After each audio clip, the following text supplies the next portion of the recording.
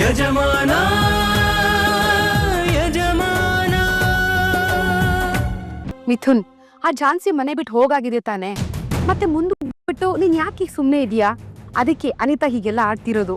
ಅಂದ್ರೆ ಅದೇ ಕಣು, ಮದ್ವೆ ವಿಷಯ. ಅವ್ರು ಏನು ಮಾತಾಡದೆ ಸುಮ್ಮನೆ ಇದ್ದಾರೆ ಅಂತಾನೆ ಅನಿತಾ ಕೋಪ ಮಾಡ್ಕೊಂಡಿರೋದು. ನೀನ್ ಪಲ್ಲವಿಗೆ ಹೇಳಿ ಆದಷ್ಟು ಬೇಗ ಮದ್ವೆ ಫಿಕ್ಸ್ ಮಾಡ್ಸೋಕ್ ಹೇಳು. ಈ ಮದ್ವೆ ಒಂದಾದ್ರೆ ಅನಿತಾನು ನಿಮ್ದ್ಯಾಗ ಗಂಡನ ಮನೆಗೆ ಹೋಗ್ತಾಳೆ, ಆಮೇಲೆ ಪಲ್ಲವಿ ಬಂದು ಆರಾಮಾಗಿ ನಿನ್ ಜೊತೆ ಇರ್ಬೋದಲ್ವೇನೋ.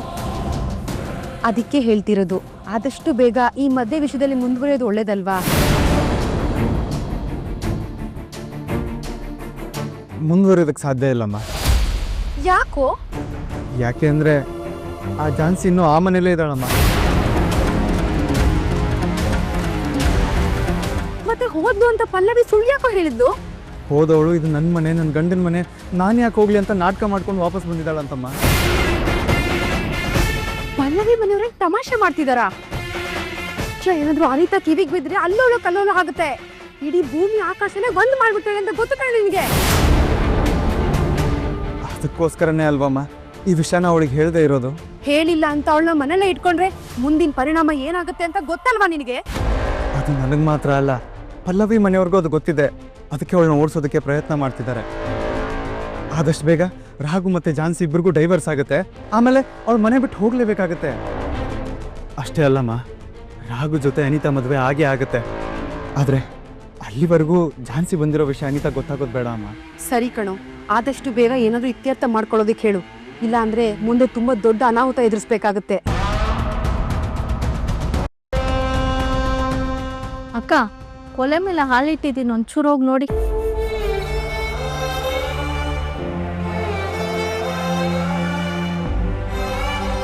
ಲೇ ಸಂಗೀತ, ನಿನ್ಗೆ ಒಂದ್ಸಲ ಹೇಳಿದ್ರೆ ಅರ್ಥ ಆಗಲ್ವಾ? ತಟ್ಟೆ ಮುಂದೆ ಕುತ್ಕೊಂಡು ಕಣ್ಣೀರ್ ಹಾಕ್ಬಿಟ್ರೆ ದುಡ್ಡೇನು ಗಿಡದಿಂದ ಕಿತ್ಕೊಂಡ್ ಬರಕ್ಕಾಗತ್ತಾ?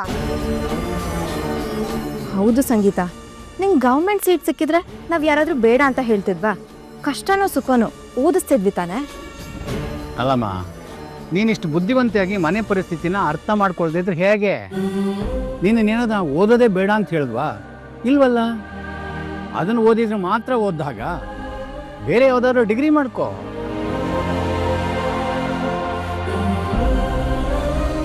ಹೆಣ್ಣಾದವಳು ಎಷ್ಟು ಓದಿದ್ರೇನೆ ಕೊನೆಗೆ ಅಡಿಗೆ ಮಾಡೋದು, ಮುಸ್ರೆ ತಿಕ್ಕೋದು ತಪ್ಪತ್ತಾ? ಕರೆಕ್ಟಾಗಿ ಹೇಳಿದೆ ಅಮ್ಮ.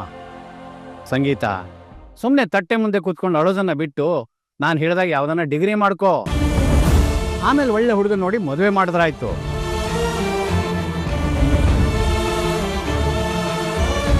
ಸಾರಿ ಸಂಗೀತ, ನಾನು ಕೂಡ ಏನು ಮಾಡೋ ಪರಿಸ್ಥಿತಿಲಿಲ್ಲ. ಸಂಗೀತ ತಗೋ. ಏನದಕ್ಕೆ ಇದು? ಚೆಕ್. ಇದರಲ್ಲಿ ನಿನ್ಗೆ ಅಡ್ಮಿಷನ್ ಬೇಕಾಗಿರೋಷ್ಟು ದುಡ್ಡಿದೆ. ನಿನ್ನ ಆಸೆ ಅಂತೆ ಮೆಡಿಕಲ್ ಓದು. ಅದಕ್ಕೆ ಆಸೆ ಕನ್ಸುಗಳನ್ನ ಕಟ್ಕೊಳೋದ್ ತಪ್ಪಲ್ಲ, ಆದ್ರೆ ಪರಿಸ್ಥಿತಿಗೆ ಸಿಕ್ಕಿ ಅದನ್ನ ಬಿಟ್ಕೊಡೋದ್ ತಪ್ಪು. ನಮ್ ತಾತ ಯಾವಾಗ್ಲೂ ಒಂದ್ ಮಾತು ಹೇಳ್ತಿದ್ರು, ಲಕ್ಷ್ಮಿ ಸರಸ್ವತಿ ಇಬ್ರಿಗೂ ಒಂದ್ ರೀತಿ ಮುನ್ಸಂತೆ. ಲಕ್ಷ್ಮಿ ಇರೋ ಕಡೆ ಸರಸ್ವತಿ ಇರಲ್ಲ, ಸರಸ್ವತಿ ಇರೋ ಕಡೆ ಲಕ್ಷ್ಮಿ ಇರಲ್ಲ. ಆ ಪರಿಸ್ಥಿತಿಲಿ ಸರಸ್ವತಿ ದಯೆಯವ್ರಿಗೆ ಲಕ್ಷ್ಮಿ ಆಶೀರ್ವಾದ ಸ್ವಲ್ಪ ಪುಷ್ ಮಾಡಿದ್ರೆ ಸರಸ್ವತಿ ಆಶೀರ್ವಾದ ಲಕ್ಷ್ಮಿನ ಸ್ವಂತ ಮಾಡ್ಕೊಳ್ಬೋದಂತೆ. ನೀನ್ ಚೆನ್ನಾಗಿ ಓದಿದ್ರೆ ಈ ಮನೆಗೆ ಹೆಮ್ಮೆ, ಎಲ್ರಿಗೂ ಒಳ್ಳೆ ಹೆಸರು ಬರುತ್ತೆ. ಚಿಂತೆ ಬಿಟ್ಟು ಚೆನ್ನಾಗೋದು.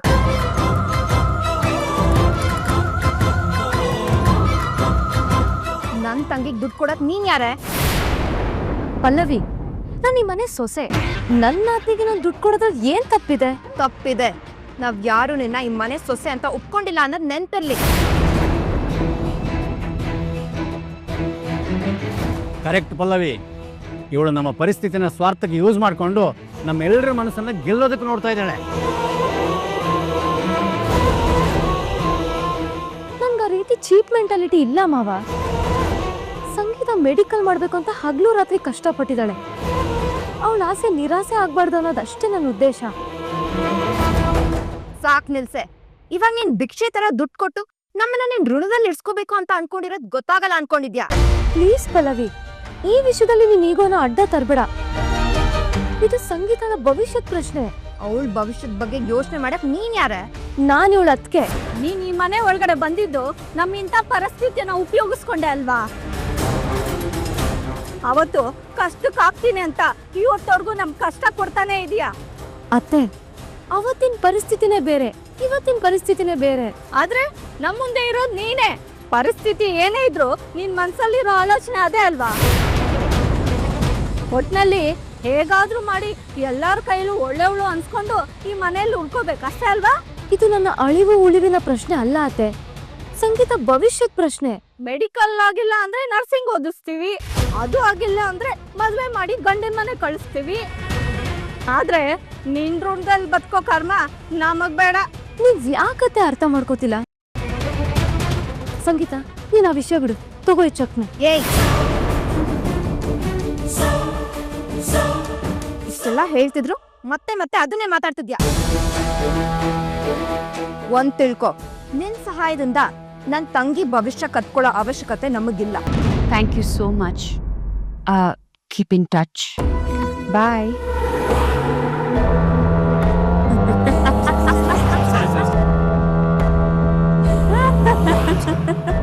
What happen mom? ಹೇಳಿಲ್ವಾ ಪ್ರಣವ್, ಇವಾಗ ಟೈಮ್ ನಮ್ ಕಡೆ ಇದೆ. ಸಿಚುಯೇಷನ್ ಎಲ್ಲ ನಾವ್ ಅನ್ಕೊಂಡಿದ್ ಹಾಗೆ ಕ್ರಿಯೇಟ್ ಆಗಿದೆ. ಮಾಮ್, ಸ್ವಲ್ಪ ಅರ್ಥ ಆಗೋ ಥರ ಹೇಳ್ತೀಯಾ? ಯು ನೋ ವಾಟ್, ರಾಘವೇಂದ್ರ ಮನೆಯವರು ಜಾನ್ಸಿ ಮನೆ ಬಿಟ್ಟು ಹೋಗಿದ್ದಾಳೆ ಅಂತ ಅನಿತಾ ಹತ್ರ ಸುಳ್ಳು ಹೇಳಿದ್ದಾರೆ. ಓಕೆ, ಆದ್ರೆ ಇದರಿಂದ ನಮ್ಗೇನ್ ಯೂಸ್ ಮಾಮ್? ಯೂಸ್ ಇಲ್ಲದೆ ಈ ತುಳಸಿ ಯಾವ ವಿಷಯದ ಬಗ್ಗೆ ಥಿಂಕ್ ಕೂಡ ಮಾಡಲ್ಲ. ಫಸ್ಟು ನಿಮ್ಮ ಎಲ್ರಿಗೂ ಕಂಗ್ರ್ಯಾಚುಲೇಷನ್.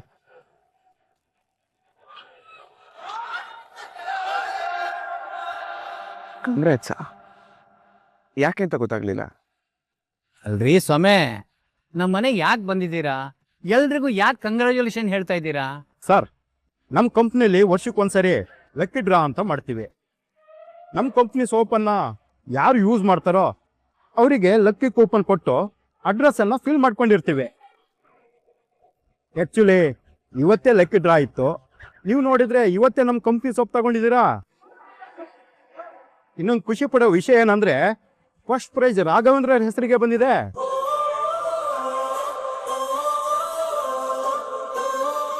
ಅದಕ್ಕೆ ಕೊಟ್ಟು ಹೋಗೋಣ ಅಂತ ಬಂದೆ.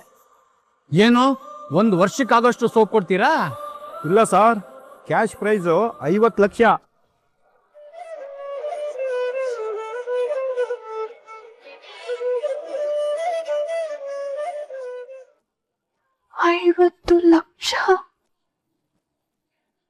ಏನಪ್ಪ ನೀನು ತಮಾಷೆ ಮಾಡ್ತಾ ಇಲ್ಲ ತಾನೆ? ಸರ್, ಈ ವಿಷಯದಲ್ಲಿ ಯಾರಾದರೂ ತಮಾಷೆ ಮಾಡೋದಕ್ಕಾಗತ್ತಾ? 50 ಲಕ್ಷದಲ್ಲಿ ಟ್ಯಾಕ್ಸ್ ಎಲ್ಲ ಕಟ್ಟಾಗಿ 3 ಲಕ್ಷ ಸಿಗುತ್ತೆ.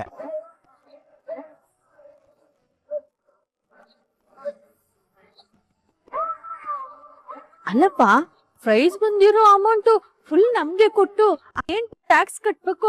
ಕಂಪ್ನಿಯವರೇ ಕಟ್ಬೋದಲ್ವಾ? ಸಾರಿ ಮೇಡಮ್, ನಮ್ಮಲ್ಲಿ ಮಾತ್ರ ಅಲ್ಲ, ಎಲ್ಲೂ ಹಾಗೆ ಸಿಗಲ್ಲ. ಪ್ರೈಸ್ ಮನೆಯಲ್ಲೇ ಟ್ಯಾಕ್ಸ್ ಕಟ್ಟಾಗಿ ಸಿಗೋದು. ಅದ್ರ ಡಿಡಿನ ರಾಘವೇಂದ್ರ ಅವ್ರ ಹೆಸರಲ್ಲಿ ತಗೊಬಂದಿದ್ದೀನಿ. ರಾಘವೇಂದ್ರ ಅವರೇ, ಒನ್ಸ್ ಅಗೇನ್ ಕಂಗ್ರ್ಯಾಚುಲೇಷನ್. ತಗೊಳ್ಳಿ. Thank you so much.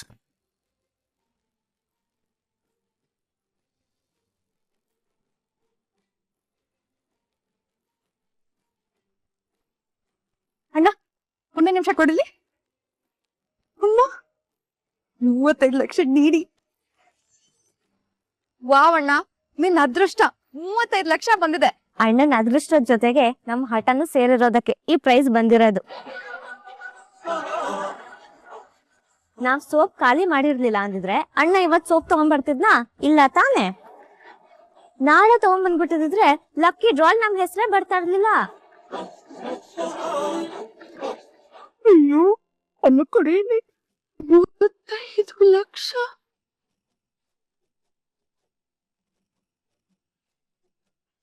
ಅಯ್ಯೋ ಕೊಡಮ್ಮ ಇಲ್ಲಿ, ನಾನು ಸ್ವಲ್ಪ ನೋಡಿ ಸಂತೋಷ ಪಡ್ತೀನಿ.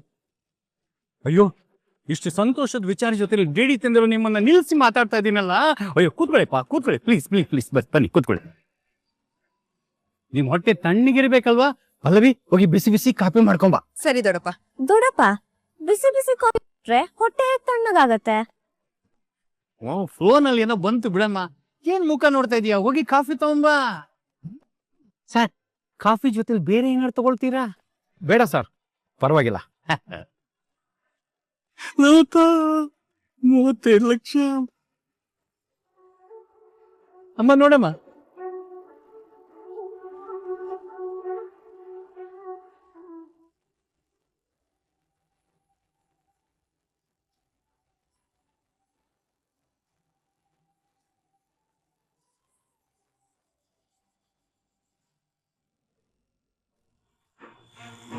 ಅಣ್ಣ, ಆ ಝಾನ್ಸಿ ರಾಘವೇಂದ್ರ ಅವ್ರ ಮನೆಯಿಂದ ಹೋಗಿದ್ದಾಳೆ ಅಲ್ವಾ?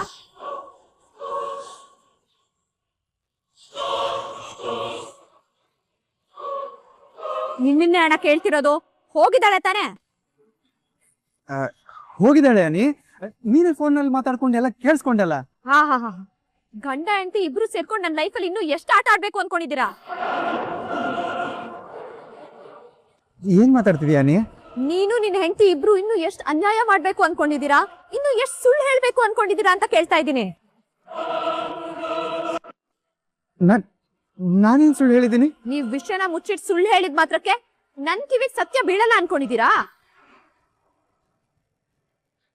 ನೀನ್ ಏನ್ ಮಾತಾಡ್ತಿದ್ಯೋ ನನಗಂತೂ ಅರ್ಥನೇ ಆಗ್ತಾ ಇಲ್ಲ ಅನಿ. ಓವರ್ ಆಕ್ಟಿಂಗ್ ಮಾಡ್ಬೇಡ ಅಣ್ಣ. ಆ ಝಾನ್ಸಿ ಮನೆ ಬಿಟ್ಟು ಹೋಗಿದ್ದಾಳೆ ಅಂತ ನನ್ ಮೇಲೆ ಆಣೆ ಮಾಡಿ ಹೇಳು ನೋಡೋಣ. ಇನ್ನು ಯಾಕೆ ಮುಚ್ಚಿಡಕ್ ನೋಡ್ತಿದ್ಯಾ? ಈಗ್ಲಾದ್ರೂ ನಿಜ ಹೇಳು.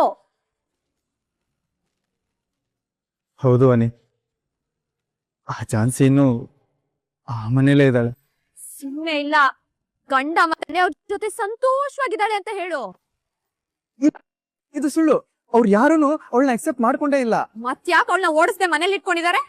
ಓಡಿಸ್ತಾರೆ ಅನಿತಾ, ಆದಷ್ಟು ಬೇಗ ಆ ಕೆಲಸನ ಮಾಡ್ತಾರೆ. ಇಲ್ಲ, ಅವರಿಂದ ಆ ಕೆಲಸ ಸಾಧ್ಯ ಇಲ್ಲ. ಅವ್ರೆಲ್ರೂ ಸೇರ್ಕೊಂಡು ನಮ್ ಕಿವಿಗೆ ಹೂ ಇಟ್ಟಿದ್ದಾರೆ. ಇವ್ರ ಮನೆಗ್ ಬರೋದೇನು, ಇವ್ರ ಫ್ಯಾಮಿಲಿ ಅವ್ರ ಮನೆಗ್ ಹೋಗೋದೇನು? ಇವಾಗ ನೆಂಟಸ್ತಕ್ಕೆ ತುಂಬಾ ಸ್ಟ್ರಾಂಗ್ ಆಗಿ ಬೆಳೀತಿದೆ. ಇನ್ಮೇಲೆ ಅವಳನ್ನೆಲ್ಲ ಓಡಿಸ್ತಾರೆ. ಇನ್ನು ಮುಂದೆ ನನ್ ಯಾರನ್ನು ನಂಬಿ ಕೂರಲ್ಲ. ಅವ್ರೆಲ್ರೂ ಸೇರ್ಕೊಂಡು ನನ್ ಲೈಫ್ ಜೊತೆ ಆಟ ಆಡ್ತಿದಾರೆ ಅಲ್ವಾ? ನಾನ್ ಆಟ ಶುರು ಮಾಡಿದ್ರೆ ಹೇಗಿರುತ್ತೆ ಅಂತ ಅವ್ರ ಎಲ್ರಿಗೂ ತೋರಿಸ್ತೀನಿ.